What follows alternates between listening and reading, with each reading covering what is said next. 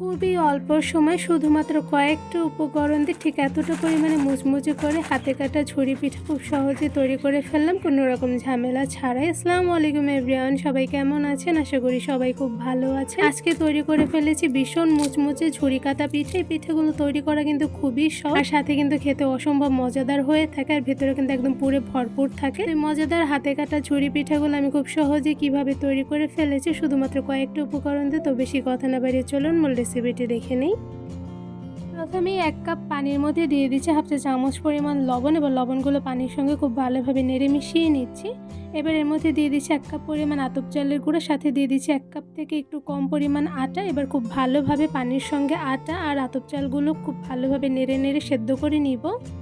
চালের গুঁড়ার সঙ্গে আটাগুলো কিছুক্ষণ সময় নিয়ে অনেকটা পরিমাণে সেদ্ধ করে নিয়েছি। এবার একটি ঢাকনা দিয়ে ঢেকে কিছুক্ষণ সময় নিয়ে সেদ্ধ করে নিব। এই তো কিছুক্ষণ সময় নিয়ে আটা আর চালের গুঁড়াগুলো কিন্তু খুব ভালোভাবে সেদ্ধ করে নিয়েছি। তো এরপর যা দেখতেই পাচ্ছেন একদম প্রপারলি সেদ্ধ হয়ে গিয়েছে। এবার ঢাকনা দিয়ে ঢেকে একটা সাইডে রেস্টে রেখে দিব। এবার নারকেলের পুর তৈরি করার জন্য 1 কাপ পরিমাণ কোরানো নারকেল দিয়েছি, সাথে দিয়েছি 2 টেবিল চামচ পরিমাণ চিনি পরিমাণটা কমিয়ে বাড়িয়ে দিয়ে দিবেন, সাথে দিয়ে দিয়েছি এলাচ। এবার খুব ভালোভাবে নারকেলের সঙ্গে চিনিগুলো নেড়ে মিশিয়ে নিব। আর কিছুক্ষণ জাল করে মিশিয়ে নেওয়ার সময় কিন্তু দেখবেন চিনিগুলো গলে গিয়েছে। আর এই নারকেলের পুরটা তৈরি করতে কিন্তু খুব একটা বেশি সময় লাগে না, অল্প কিছু সময় নিয়ে কিন্তু খুব ভালোভাবে তৈরি হয়ে যায়। অল্প আছে কিছুক্ষণ সময় নিয়ে নারকেলের পুরগুলো আমি রান্না করে নিয়েছি। তো এরপর যে দেখতেই পাচ্ছেন নারকেলের পুরগুলো কিন্তু পারফেক্টলি হয়ে গিয়েছে। এবার একটা সাইডে নামিয়ে রেখে দিব। এবার সেদ্ধ করে রাখা ময়ানগুলো খুব ভালোভাবে সফটলি মুথে নিতে হবে। তো এখানে কিন্তু গরম থাকা অবস্থায় ময়ানগুলো মুথে নিতে হবে, নয়তো কিন্তু শক্ত হয়ে যেতে পারে। তো এরপর যে ময়ানের উপর থেকে অল্প পরিমাণে চালের গুঁড়ো দিয়ে খুব সফটলি মুথে নিব।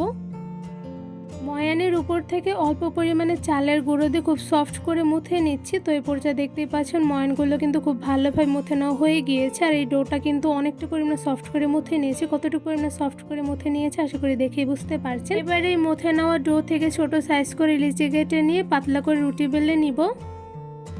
এবার রুটি বেলে নেওয়া ফিরের উপরে লিচিটা হাতের সাহায্যে ঘষে ঘষে একদম গোল শেপ করে নেব। লিচিটা যত গোল হবে রুটিও কিন্তু ঠিক ততটা পরিমাণে গোল হবে। তো এরপর যে গোল শেপ করে নেওয়া হয়ে গিয়েছে। এবার লিচির উপর থেকে অল্প পরিমাণে চালের গুঁড়ো দিয়ে লিচির 2 সাইডে চালের গুঁড়োগুলো চেপে চেপে লাগিয়ে নিব। এবার গোল শেপে একটি রুটি তৈরি করে নেব। রুটিটা কিন্তু অনেকটা পরিমাণে পাতলা করে বেলে নিতে হবে। তো এরপর যা দেখতেই পাচ্ছেন বেলুনের সাহায্যে অনেকটা পরিমাণে পাতলা করে আমি রুটি বেলে নিচ্ছি। ঝুরি কাটা পিঠা ভীষণ পরিমাণে মুচমুচে করে বানিয়ে নেওয়ার জন্য রুটিটা কিন্তু ভীষণ পরিমাণে পাতলা করে বেলে নিতে হবে। রুটিটা যতটা পরিমাণে পাতলা হবে ঝুরি কাটা পিঠাও কিন্তু ঠিক ততটা পরিমাণে মুচমুচে হবে।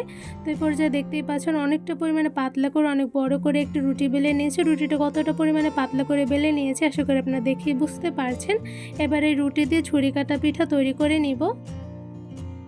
ছুরি কাটা পিঠা তৈরি করার জন্য নারকেলের পুরগুলো কিন্তু একদম ঠান্ডা করে নিয়েছে। আর পুরটা কতটুকু পরিমাণে আঠালো করে তৈরি করে নিয়েছে আশা করি দেখেই বুঝতে পারছেন। এবারে আঠালো পুরগুলো দিয়ে আমি লম্বা শেপ করে নেব। তো এখানে আমি হাতের সাহায্যে অল্প পরিমাণে পুর নিয়ে লম্বা শেপ করে নিচ্ছি। 2 হাতের মাঝ বরাবর রেখে একটু চেপে চেপেই কিন্তু লম্বা শেপে তৈরি করে নেওয়া যায়। তো এরপর যা দেখতেই পাচ্ছেন পুরগুলো লম্বা শেপে তৈরি করে নিয়েছি। এবারে লম্বা শেপের পুরগুলো আমি রুটির সাইড থেকে রেখে ঝুরি কাটা পিঠা তৈরি করে নেব। তো এখানে রুটির সাইডে পুরগুলো রেখে নিচ থেকে রুটিটা আমি তুলে উপর থেকে লাগিয়ে নিচ্ছি।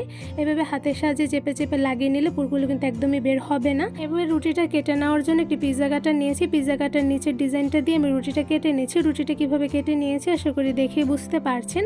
এবারে কেটে নেওয়ার পিঠাটা আমি একটু হাতের সাহায্যে চেপে চেপে লাগিয়ে নেব। এভাবে পিঠাটা লাগিয়ে নিলে ভেজে নেওয়ার সময় কিন্তু একদমই পুরগুলো বের হবে না।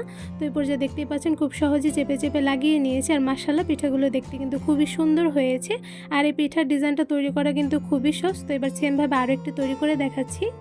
অনেকটা পরিমাণে পাতলা করে রুটি বেলে নিয়ে এবার সাইড থেকে অল্প পরিমাণে নারকেলের পুর দিয়ে লম্বা শেপ করে নিয়েছি। এবার নিচ থেকে রুটিটা তুলে উপর থেকে হাতের সাহায্যে চেপে চেপে লাগিয়ে নিচ্ছি। এবার একটি পিৎজা কাটার দিয়ে লম্বা শেপ করে একটি পিঠা কেটে নিব।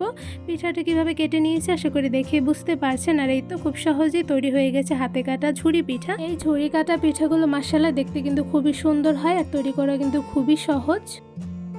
এই তো খুব সহজেই অনেকগুলো ছুরি কাটা পিঠা তৈরি করে ফেলেছি কোনো রকম ঝামেলা ছাড়াই। আর মাশাআল্লাহ পিঠাগুলো দেখতে কিন্তু খুবই সুন্দর হয়েছে।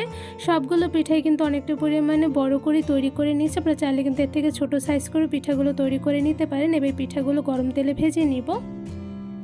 একটি প্যানের মধ্যে দিয়ে দিচ্ছি রান্নার সয়াবিন তেল পরিমাণ অনুযায়ী। এবার তেলগুলো হালকা গরম করে এর মধ্যে একটা একটা করে বানিয়ে রাখা ঝুরি কাটা পিঠাগুলো দিয়ে দিব। আর এই সময় কিন্তু চুলার আঁচটা একদম মিডিয়াম টু লোতে রেখে দিয়ে দিতে হবে। তো এরপর যে একটা একটা করে পিঠাগুলো দিয়ে দিয়েছি। এবার অল্প আঁচে কিছুক্ষণ সময় নিয়ে পিঠাগুলো কালার করে ভেজে নিব। চুলার আঁচ মিডিয়াম টু লোতে রেখে কিছুক্ষণ সময় নিয়ে পিঠাগুলো ভেজে নিয়েছে। তো এরপর যে দেখতেই পাচ্ছেন মাশাআল্লাহ পিঠাগুলো কিন্তু ভীষণ পরিমাণে ফুলকো হয়েছে। এরপর যে একটা একটা করে উল্টে পাল্টে পিঠাগুলো ভেজে নিচ্ছি। ঝুরি কাটা পিঠাগুলো ভীষণ পরিমাণে মুচমুচে করে ভেজে নেওয়ার কিন্তু কিছু গোপন টিপস রয়েছে। যেমন পিঠাগুলো ভেজে নেওয়ার সময় চুলার আঁচটা মিডিয়াম টু লোতে রেখে একটু বেশি সময় নিয়ে ভেজে নিলে সেক্ষেত্রে কিন্তু পিঠাগুলো ভীষণ পরিমাণে মুচমুচে হয়। তো এই পর্যায়ে কিছুক্ষণ সময় নিয়ে পিঠাগুলো উল্টে পাল্টে ভেজে নিয়েছি। এবার আর কিছুটা সময় নিয়ে পিঠাগুলো কালার করে ভেজে নিব। বেশ কিছুক্ষণ সময় নিয়ে চুলার আঁচ মিডিয়াম টু লোতে রেখে পিঠাগুলো কালার করে ভেজে নিয়েছি। তো এই পর্যায়ে একটি ছাঁকনি দিয়ে ছেঁকে পিঠাগুলো তুলে নিচ্ছি। আর মাশাআল্লাহ পিঠাগুলো কিন্তু খুব সুন্দর কালার এসেছে। এবার এই সবগুলো পিঠা একটি ঝুড়িতে তুলে নিব।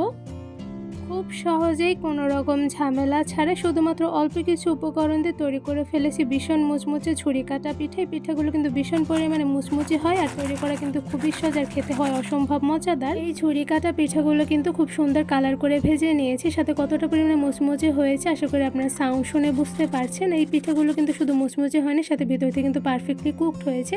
আমি একটা পিঠা আপনাদের একটু ভেঙে দেখাচ্ছি। তো এই পর্যায়ে দেখতে পাচ্ছেন মাশাআল্লাহ ভিতর থেকে কিন্তু একদম পুরো ভরপুর, সাথে উপর থেকে হয়েছে ভীষণ পরিমাণে মুচমুচে। কতটা পরিমাণে মুচমুচে হয়েছে তা তো আপনারা সাউন্ড শুনে বুঝতে পেরেছেন। এই মজাদার মুচমুচে ঝুরি কাটা পিঠা তৈরির রেসিপিটি কেমন লেগেছে তা আমাকে অবশ্যই কমেন্ট করে জানাবেন। এই ঝুরি কাটা পিঠাগুলো সবগুলো কিন্তু ভীষণ পরিমাণে মুচমুচে হয়েছে। তো এরপর যে আরও একটি ভেঙে দেখাচ্ছি। তো আপনারা সাউন্ড শুনে বুঝতে পারছেন কতটা পরিমাণে মুচমুচে হয়েছে। এই মজাদার ঝুরি কাটা পিঠা তৈরির রেসিপিটি ভালো লেগে থাকলে আমার চ্যানেলটি সাবস্ক্রাইব করে ভিডিওতে বেশি বেশি লাইক কমেন্ট শেয়ার করে আমার পাশেই থাকবেন। আজকে এখানে বিদায় নিচ্ছি। আল্লাহ হাফেজ।